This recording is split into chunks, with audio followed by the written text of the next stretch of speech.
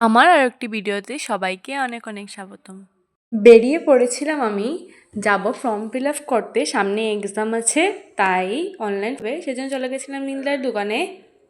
কোনোদিনই অনেক টাইম লেগে যায় কিন্তু আজকে খুব তাড়াতাড়ি হয়ে গেল, তাড়াতাড়ি শেষ হয়ে যায়, ভালোই হয়েছে।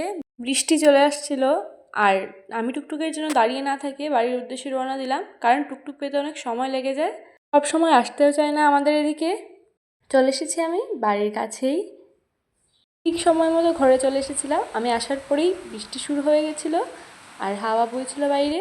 গাছ থেকে অনেক আম পড়ছিল তাই আমিও কিছু আম কুড়িয়ে নিলাম এখান থেকে, এগুলো দিয়ে পরে ভর্তা খাওয়া যাবে।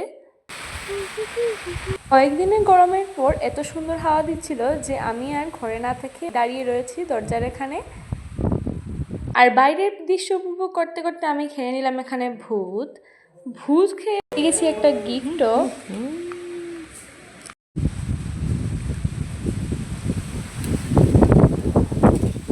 আর এই ভিডিওটা এখানেই শেষ করছি, দেখা হচ্ছে পরের একটি ভিডিওতে।